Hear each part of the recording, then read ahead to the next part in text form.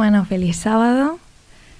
Y ahora nos toca el primer pensamiento, que se titula Cristianos auténticos. Ahí está. Fe sin máscaras y bondad sin ingenuidad. Bien, vamos a empezar con algo que hemos titulado La máscara del sábado, una situación que es llegar a la iglesia, poner una sonrisa automática y responder sí, estoy bien, cuando nos preguntan y en realidad estamos que no podemos más por dentro, porque hemos pasado un mal momento. Pero seamos honestos, tampoco nos fijemos solo en el que responde, sino también en la otra cara de la moneda, al que pregunta, ¿cómo estás?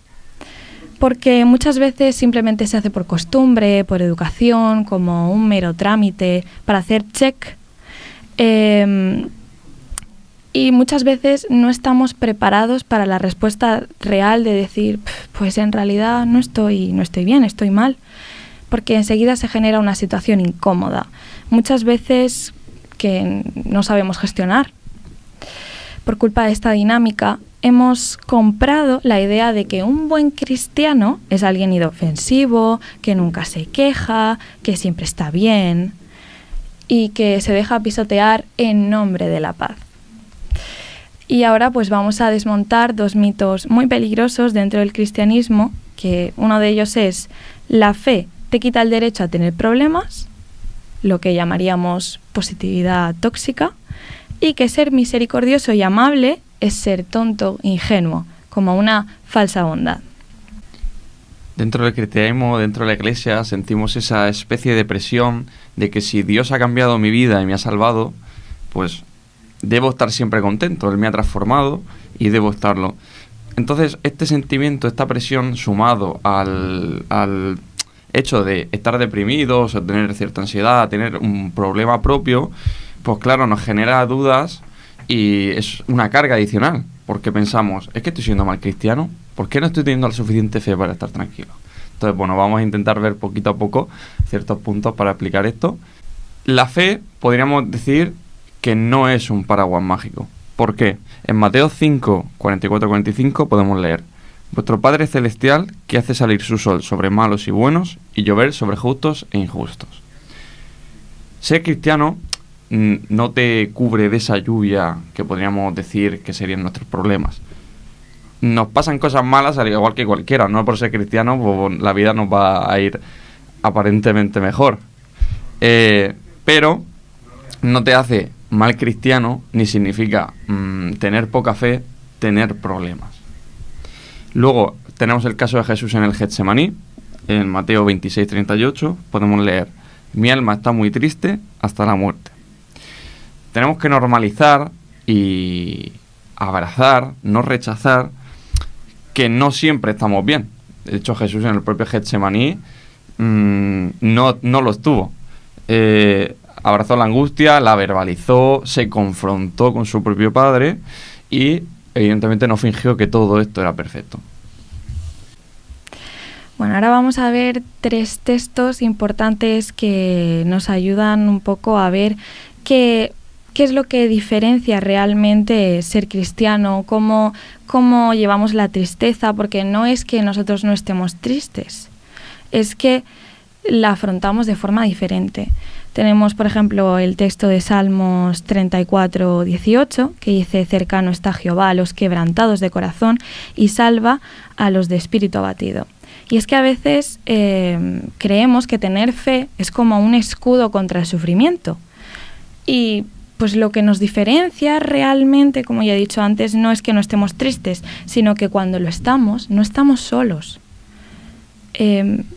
Pasamos esa tristeza, la transitamos con Dios y muchas veces con la iglesia. Y es que tener a Dios es tener a alguien que siempre nos va a entender y siempre nos va a dar lo que necesitamos, aunque nosotros no lo sepamos, porque Él nos conoce mejor que nosotros mismos. Tenemos el texto de Mateo 5:4, bienaventurados los que lloran, porque ellos recibirán consolación, este famoso texto. Y es que culturalmente dentro de la iglesia se ha generado como esa costumbre de tapar el dolor, de no transitarlo bien, de minimizar los problemas. Y es que la lógica de Jesús es bastante simple. yo no puedo ser consolado si no me permito llorar.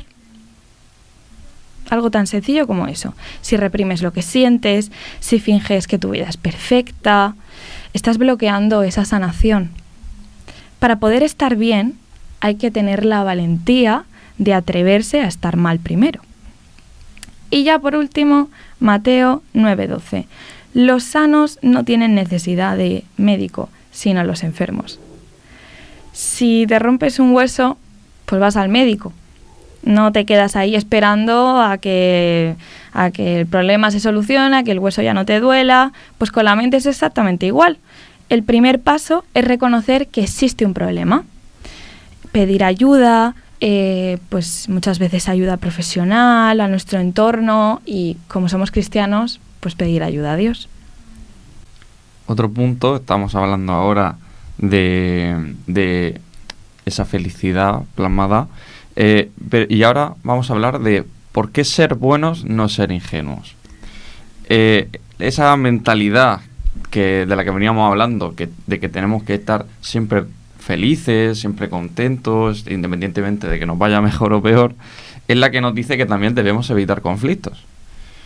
Creemos que ser bueno es no meterse en problemas, y esquivar los golpes un poquito, y a veces pues pensar que para no generar un problema que realmente me está afectando a mí, pongo buena cara al otro y no se soluciona nada, yo lo paso mal y la cosa se queda ahí estancada. Pero la bondad bíblica es activa, es asertiva, inteligente y en muchas ocasiones es confrontativa ante los problemas. Vamos a ver un poquito la astucia frente a la manipulación, frente a una situación pues que nos puede hacer daño. Tenemos el texto de Mateo 10:16. He aquí, yo os envío como ovejas en medio de lobos. Sed, pues, prudentes como serpientes y sencillos como palomas. Este texto, que puede ser un poco raro, porque yo la primera vez que lo leí me quedé en plan, ¿cómo? ¿Qué está pasando aquí? Y es que Jesús nos pide que tengamos esa nobleza, esa sencillez de la paloma, pero también la astucia de la serpiente. Y esto es que no implica que se aprovechen de ti por simplemente ser buena persona. Hay que saber identificar la manipulación, los abusos, las faltas de respeto. Incluso puede ser dentro de la iglesia, vamos, en cualquier ámbito, y también en nuestras relaciones personales o con nuestras personas más cercanas. Y es que hay algo muy clave. Dios no te pide que confíes en el mundo, porque en el mundo hay malas situaciones, las personas nos equivocamos. Lo que te pide es que confíes en Él. Y aquí vamos a ver otro ejemplo de Jesús cuando puso límites y cuando defendió su dignidad. Vemos el texto de Juan 18 del 22 al 23. Cuando Jesús dijo esto, uno de los guardias que estaba allí le dio una bofetada diciendo: ¿Así contestas al sumo sacerdote? Jesús le respondió: Si he hablado mal, testifica en qué he hablado mal, pero si he hablado bien, ¿por qué me pegas? A menudo se ha malinterpretado el texto de poner la otra mejilla, ¿no? Esta idea tan famosa dentro del cristianismo, como algo que significa agachar la cabeza, callarnos, que nos humillen. Pero aquí Jesús fue golpeado injustamente y no se quedó callado. Confronta directamente al agresor y le exige una explicación. ¿Por qué me pegas? Le pone un límite.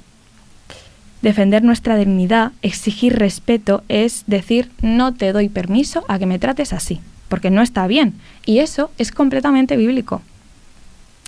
Si no nos cuidamos a nosotros mismos y no ponemos límites claros, ¿cómo esperamos que los demás nos traten bien? Y ya para terminar, pues que si alguno hoy, desde la iglesia en casa, se encuentra con problemas, que no los niegue, que no pasa nada, que está todo bien, que busque ayuda a quien pueda, la iglesia, Dios, ayuda profesional, lo que sea. No es malo, ni eres peor cristiano por ello. Así que y que evidentemente también si creías que ser cristiano era aguantar golpes, no lo es. Tienes que buscar siempre una asertividad valiente que ponga límites y no tolere las injusticias. Y entonces podríamos resumir toda esta presentación en 3 tipos de cristianos, por decirlo así. El mundo en nuestra iglesia no necesita cristianos de plástico que fingen que son perfectos y que son siempre felices, pero tampoco cristianos de cristal que se quiebran sin actuar ni confrontar. Necesitamos cristianos auténticos.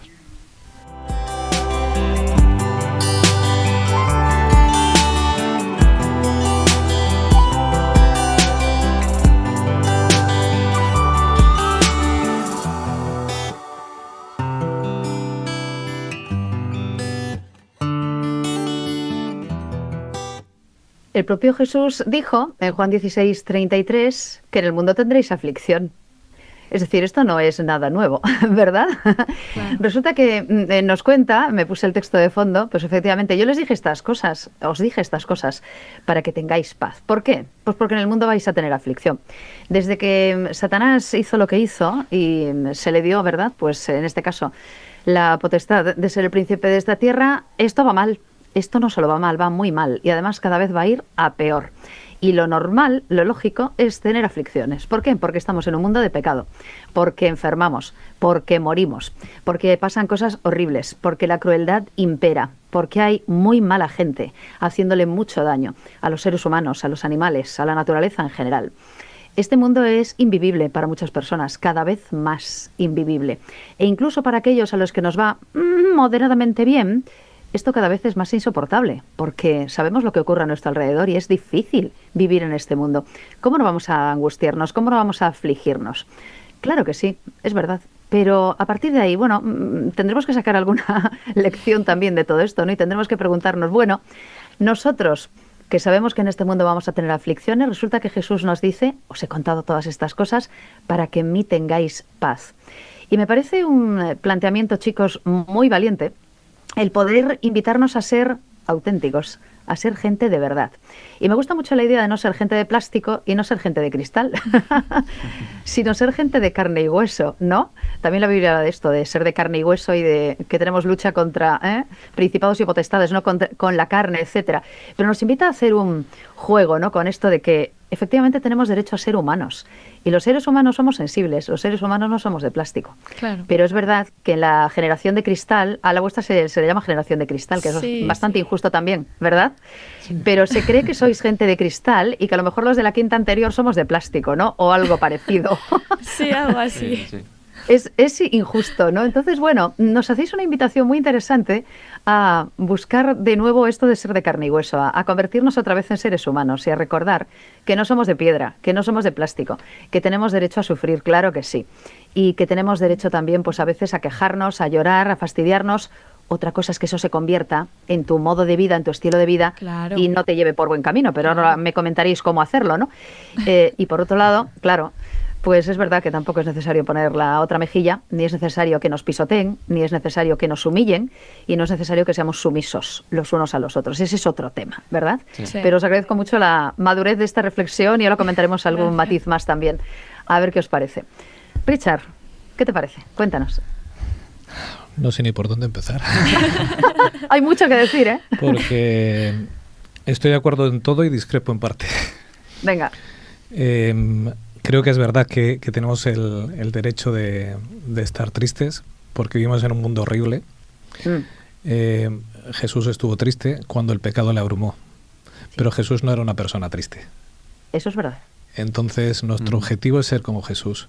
Jesús se defendió, es verdad, frente a aquel que le dio una bofetada y no lo hizo cuando le daban latigazos, cuando le ponían la corona espina, cuando le curgieron a palos. Cayó como cordero llevado al matadero. ¿Dónde está la diferencia? Pues yo creo que para esto Jesús lo explica muy bien cuando dice ama a tu prójimo como a ti mismo. ¿Qué es lo que yo tengo que tolerar? Tengo que tolerar todo aquello que no me dañe y que a ti no te haga daño, ¿vale? El cristiano no es una persona reactiva, no es alguien que va enfrentando con todo el mundo. Jesús no lo hizo. Iba constantemente rodeado de fariseos y de publicanos, tentándole, intentando dañarle, y no era alguien reactivo. Tenía una resiliencia y una misericordia que nosotros es lo que tenemos que aprender, porque no le afectaba, que eso es lo que nos pasa a nosotros. Yo creo que Generación de Cristal no son ellos, Generación de Cristal somos todos, porque tenemos la piel muy fina de todo el mundo y enseguida nos afectan muchas cosas que no deberían de afectarnos. Hay problemas que son muy graves, que sí que nos afectan y tenemos todo el derecho del mundo a sentirnos mal, pero hay gran parte de nuestros problemas en la vida, en nuestras familias, en el trabajo, que se forman por pequeños clips Sí. que nos hacen estallar y que no son tan importantes. Jesús era capaz de manejar esas situaciones, que es lo que tenemos que aprender. Aquello que no es esencial para que yo me descontrole, no descontrolarme y no generar un problema con el otro. Ahora, hay situaciones que son muy graves y tengo derecho a estar triste y tengo derecho a llorar y tengo derecho a estar abatido y tengo el derecho de encontrar en Jesús el consuelo. Entonces, por eso digo, estoy de acuerdo en todo y discrepo en parte, porque ser cristiano a veces es tolerar injusticias. Jesús lo hizo constantemente. Su juicio, su vida fue una auténtica injusticia, pero fue una injusticia por amor a nosotros. Y Él fue capaz de, buscando el objetivo de encontrar mi amor, tolerar esa injusticia. No tolerarla por tolerarla, ¿vale? Sino porque Él tenía un objetivo mayor. Entonces, si yo quiero ser como Jesús, tengo que aprender a que no todo me afecte, a que no salte a la primera por todo y a ser capaz de mirar al otro como miraba Jesús, y aquello que sea capaz de aguantarlo, pues a veces no tener la piel tan fina que todos las tenemos. Y vuelvo a poner, todos los sábados pongo este ejemplo, pero cuando conducimos y se nos cruza alguien que nos descontrola, en realidad no es tan necesario ese descontrol. Me descontrolo porque voy descontrolado. Pero si me fijara en Jesús, seguramente no sufriría ese descontrol. Entonces, debemos de manejar las dos cosas. O sea, ¿tengo derecho a estar triste? Sí. ¿Tengo derecho a llorar? Sí. ¿Tengo derecho a sentirme quebrantado? Sí. ¿Tengo el derecho y el deber de encontrar en Jesús esa paz? Sí. Pero no tengo que vivir como una persona triste ni quebrantada. ¿Por qué? Porque cuando Jesús llega a mi vida, lo que me trae es paz, felicidad, alegría. Entonces eso se tiene que notar en mi vida. Fíjate que ahora me estaba yo peleando con conceptos y os los voy a preguntar a vosotros, chicos, y contadme lo que os está pareciendo lo que decimos. Porque por otra parte, tenemos textos que nos dicen, estad siempre gozosos. Regocijaos, una vez más os digo regocijaos. Acabamos de estudiar a Pablo, por ejemplo, ¿no? En sus epístolas, pues invitando a la gente desde la cárcel a regocijarse. Y nos cuenta el texto que se dedicaba a cantar himnos y que estaba aparentemente gozoso dentro de su aflicción. Entonces, a ver cómo traducimos esto en el mundo en el que estamos.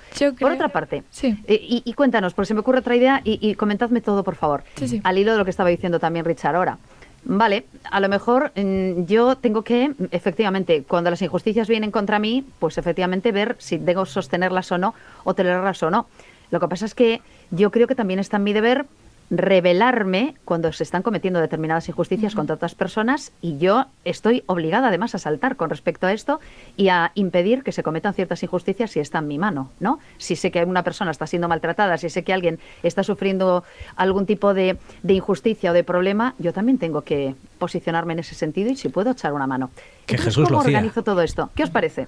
¿Qué os parece? A ver, yo creo que la diferencia principal es que diferenciemos entre tener una actitud a nivel genérico, ser personas gozosas, ir por ese camino, pero obviamente la realidad es que pues no siempre podemos estar felices. Yo interpreto ese texto como una actitud, como buscar esa felicidad, pero yo puedo puntualmente estar mal. La cosa es que yo siempre tenga esa actitud pues pesimista, triste. A ver, nosotros tenemos que reflejar a Jesús, tenemos que vivir en Jesús y obviamente no podemos estar todo el rato tristes. Que bueno, que siempre hay situaciones muy difíciles y hay gente pues que llega a esas vías y nunca sabemos por qué han llegado, pero bueno, la idea principal es que las personas que estén en esa situación pues consigan solucionarla para llegar a ese ideal de tener una actitud gozosa, una actitud de felicidad.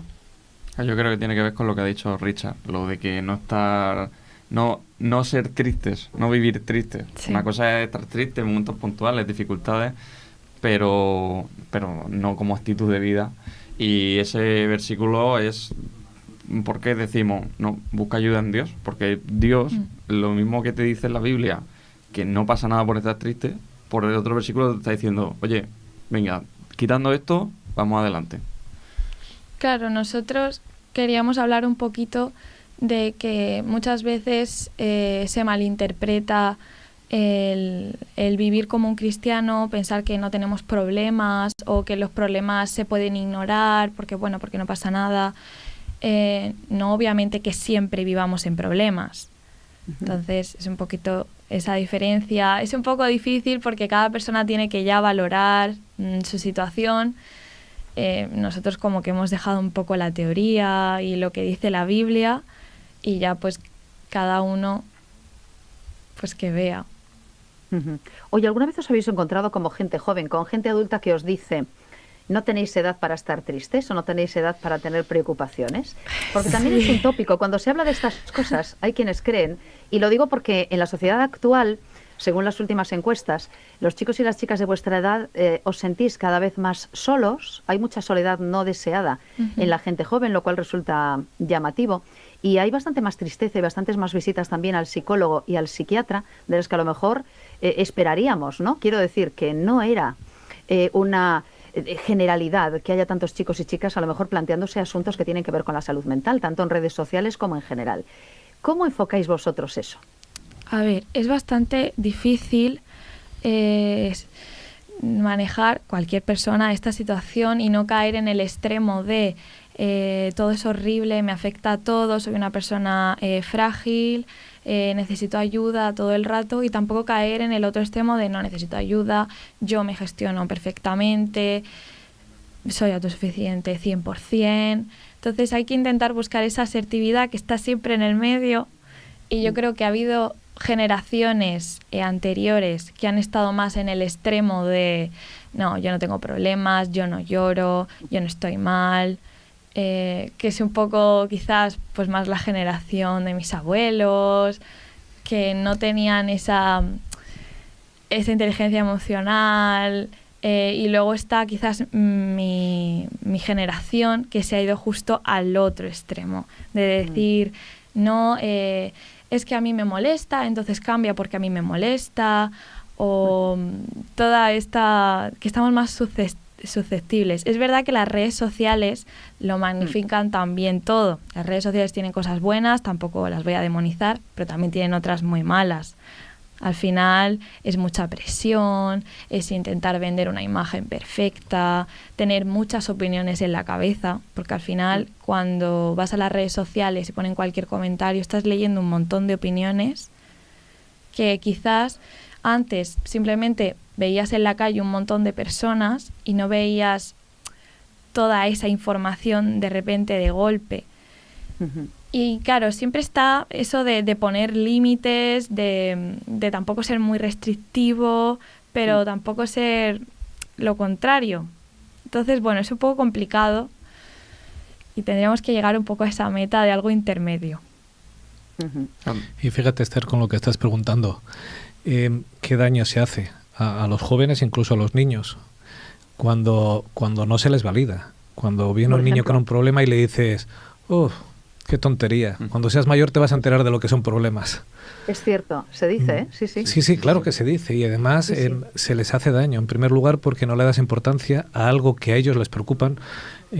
Gente pequeña tienen problemas a su estatura, pero son sus problemas y hay que validarles, hay que ayudarles. Cuando les ninguneas, les haces daño, les haces sentir que no son valiosos para ti. Exacto. Y les creas desconfianza. Entonces, volvemos a la mira de Jesús. si Jesús, imagínate, con todo el problema que tenía en todo el universo, me mirase a mí y dijese, qué tontería de problema tienes. Si tú supieras lo que tengo yo aquí con la rebelión que me ha montado Satanás, ¿cómo me sentiría yo? Claro. Pues entonces claro, cuando yo miro a un niño o a un joven, no tengo que ningunearle. O sea, tengo que entender que está pasando por una mala situación e intentar ayudar. Porque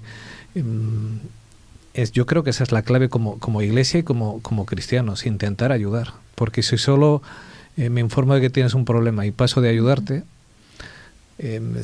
como niño vienes y me dices tu problema y te ninguneo, ¿en qué estoy siendo ayuda para ti? ¿En qué soy luz? ¿Por qué Dios me ha puesto aquí para servirte? Pierdo pues mi mira, misión. lo hilo con algo más. Por ejemplo, me acabas de dar la idea y gracias por el guiño. Porque cuando hablamos de bondad sin ingenuidad, estamos también ninguneando muchas veces a la gente que sufre bullying o que sufre ciberbullying. Y muchas veces no, esta sociedad minimiza el daño que se está haciendo a muchos chicos y chicas, tanto en sus centros escolares como por medio también de redes sociales y por medio de la conexión que tienen con Internet. Y se está banalizando el daño que se puede hacer a esta gente también. Y de alguna manera tendríamos también que posicionarnos, reaccionar también y hacer algo a este respecto. Es importante que un chico o una chica se sienta acosada. Y, por cierto, en países como este, el ratio de suicidios y de intención de suicidio de chicos y chicas muy jóvenes es muy alto, es elevadísimo. Sí. Es una cifra que suele, en verdad, intentar no mirarse, pero ahí está. Y algo tendremos que hacer también en ese sentido. Claro. Quizás haya bastante ingenuidad y bondad mal entendida, ¿verdad? Habrá que hacer algo también al respecto y ayudar a estos chicos y chicas, Sí, ¿no? Primero hay que darle visibilidad al problema para poder solucionarlo. Claro, exacto. Eso está clarísimo. Y de hecho, estas primeras etapas de niñez y sobre todo en la adolescencia, que la adolescencia es una etapa bastante difícil, se dice mucho que los padres la sufren mucho. No sé, no he vivido eso de ser padre de hijos adolescentes, pero como en mi etapa de adolescencia ya estoy saliendo un poquito de ahí, era bastante complicado porque todo se magnificaba, yo no me sentía una niña, pero tampoco me sentía una persona ya adulta, entonces estás ahí como un poco en un limbo raro, entonces es una situación complicada y yo creo que el bullying y todo esto en la niñez y en la adolescencia, en la que estás aprendiendo a tener herramientas para enfrentarte a la vida, es súper importante que bueno, los profesores, los padres o cualquier persona así referente te ayude a llevar la situación. Yo creo que al final esto es un tema muy personal, todo el mundo tiene problemas diferentes, no a todos nos afectan las mismas cosas, a lo mejor para mí hay algo que es una tontería porque he tenido unas experiencias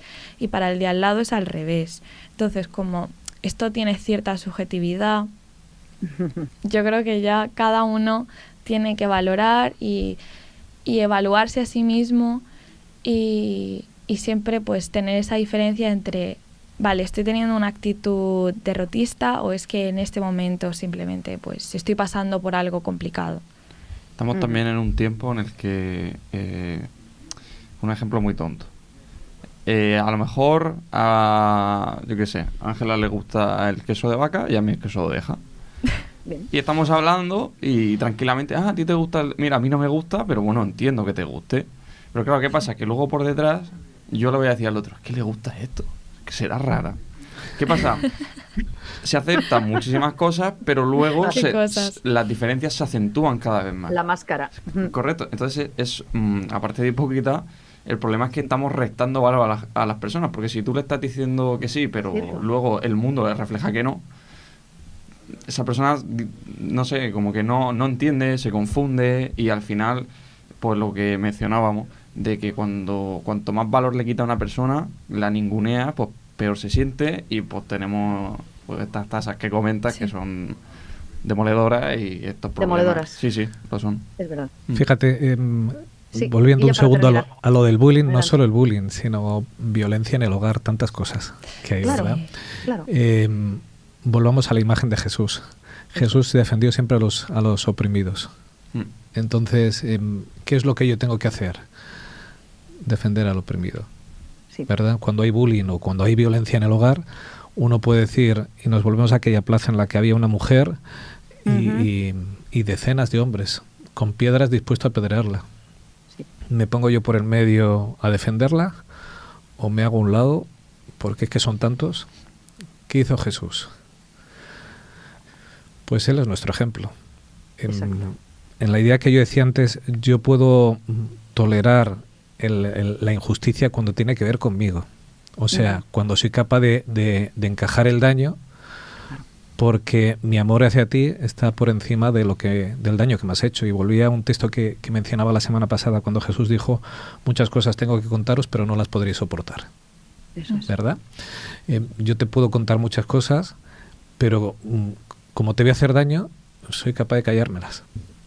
Pero eso tiene que ver conmigo. Pero en el momento en que hay injusticia con otro, yo no puedo estar callado. ¿Qué hizo Jesús? Defender al oprimido. Sí. Entonces, en temas de violencia en el hogar, que muchas veces se ha dicho a las mujeres que son maltratadas, aguanta. No. Como Iglesia tenemos que reaccionar y decir, aguanta, no. Se está haciendo una injusticia y hay que ponerte a salvo. Es una asignatura pendiente todavía, ese asunto, Sí. y es grave, y todavía hay que coger unos cuantos toros por varios cuernos. La verdad es que sí, de manera que, bueno, habría mucho que hablar también en ese sentido, pero os agradezco de verdad, chicos, que nos hayáis traído esto porque es súper enriquecedor y una vez más aprendemos de que es bueno escucharse los unos a los otros, ¿eh? Sí. Y es verdad que la adolescencia es complicada, pero la adultescencia es tremenda, porque hay momentos en los que efectivamente sales de una clamorosa juventud, resulta que te tienes que convertir en adulta y a veces no te sientes tan adulta, como te quieren hacer sentir. Sería otro problema, ¿eh? Os lo dejo por ahí. A ver, cada etapa tiene lo suyo. Cada vez es complicada. Sí, es verdad, es verdad. Sí. Bueno, yo hablo un poco por lo que he pasado.